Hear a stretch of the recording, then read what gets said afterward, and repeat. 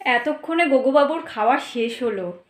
আধ ঘন্টা ধরে মুখে নিয়ে চিবিয়ে চিবিয়ে অ্যাট লাস্ট খাওয়া শেষ হলো। হ্যালো ফ্রেন্ডস, কেমন আছো তোমরা?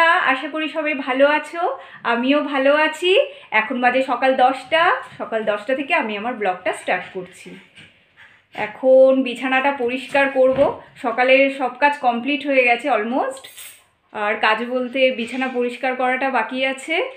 তো চলো বিছানাটা পরিষ্কার করে নিই। তার আগে আমার ছেলেকে জল খাইয়ে দিই, অনেকক্ষণ থেকে জল খাবে করছে।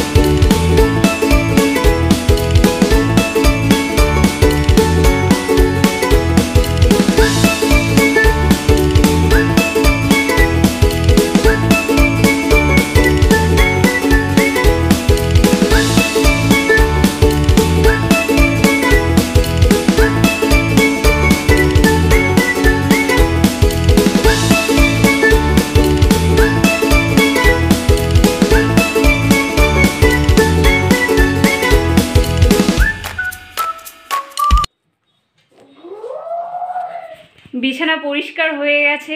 রীতিমতন ছেলের সাথে যুদ্ধ করে বিছানাটা পরিষ্কার করতে হয়, প্রত্যেক দিন একই ব্যাপার।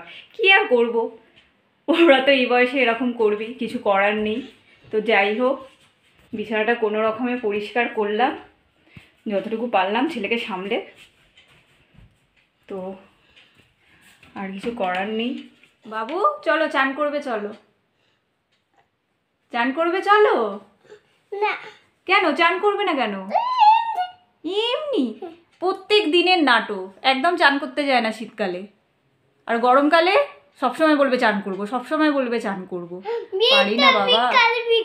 চলো চলো চলো চলো চান করবে, চলো। দেখো বাবা চান করতে চাইছে না, একটু পরে বুঝিয়ে বালিয়ে চান করাবো। Good afternoon friends. ছেলের চান কমপ্লিট, অনেক যুদ্ধ করে চানটা করলো অ্যাট লাস্ট। এখন 12:30 বাজে। তো ওকে 1টা নাগাদ খাওয়াই। হাতে কিছুটা টাইম আছে, তো কিছু কাজ আমি এগিয়ে নিই। কিছু কাজ বলতে, দাঁড়াও বাবু, কিছু কাজ বলতে কালকের আটাটা মেখে নিই। আমি আগের দিনে আটাটা মেখে রাখি, পরের দিনে রুটি করি। তো কারণ আসি সকাল সকাল ডিউটিতে বেরিয়ে যায়, তো তার জন্য তখন আর আটা মাখার টাইম পাই না। আগের দিনে আটাটা যখন ফাঁকা টাইম পাই তখনই মেখে রেখে দিই। তো আটাটা মাখি, আর যেসব কাজগুলো আছে টুকটুক করে করতে থাকি, তোমরা দেখতে দেখো।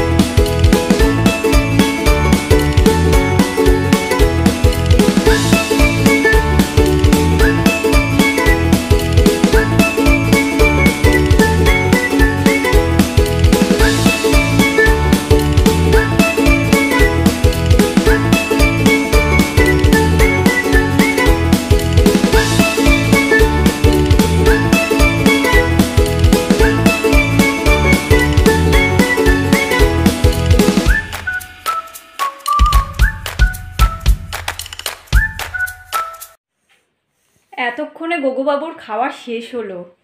আধ ঘন্টা ধরে মুখে নিয়ে চিবিয়ে চিবিয়ে অ্যাট লাস্ট খাওয়া শেষ হলো। বাবা পারি না আর। এই যে দুষ্টু করছে। কি করছো? তো ওর তো খাওয়া শেষ হলো। আর আমি আজকে দুপুরে কি লাঞ্চে কি করেছি চলো তোমাদের দেখিয়ে দিই। লাঞ্চে আছে ভাত, আর আছে বাঁধাকপির তরকারি, আছে আলু দিয়ে মাছের ঝোল, আর এই যে মাছের তেল, আর আছে বাঁধাকপির পকোড়া। ব্যাস এটুকুই করতে পেরেছি। সকাল 10টায় ব্রেকফাস্ট করেছি, এখন অতটা খিদেও পাইনি। তো ভদ্রলোক তো অনেক বেলা আজকে ঘুম থেকে উঠেছে, ও তো এখন ঘুমাবেই না। তো এখন কি করব, তো চলো তোমাদের আমাদের সবজি বাগানটা ঘুরিয়ে আনি। কোথায় বিনস? হ্যাঁ এই দেখো বন্ধুরা, বিনস হয়েছে। তোমরা বুঝতে পারছো নাকি জানি না। এই যে ছোট ছোট বিনস, অনেক বিনস আমরা তুলে নিয়েছি। এই যে এটা ধনেপাতা গাছ, ফুলও বেরিয়ে গেছে। দেখো আমাদের ধনেপাতা কিনে খেতে হয় না শীতকালে, অনেক সবজি কিনে খেতে হয় না। এই দেখো আমাদের ফুলকপি, অনেকগুলো ফুলকপি হয়েছিল। আমরা শীতকালে ফুলকপিও কিনি না। এই যে কলা গাছ, কলা গাছে কলাও হয়। তারপরে টমেটোর যে টমেটো, যে টমেটো হয়েছে কত, দেখো তারা দেখাই ভালো করে। নিজেদের বাগানের সবজির মজাই আলাদা, দেখতেই কি ভালো লাগে, তুলতে ইচ্ছে করে না, মনে হয় গাছেই থাকুক। এই দেখো কি সুন্দর হয়েছে,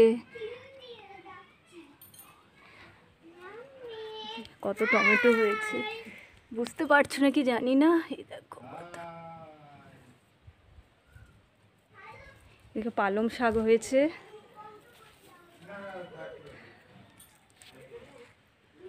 শাক,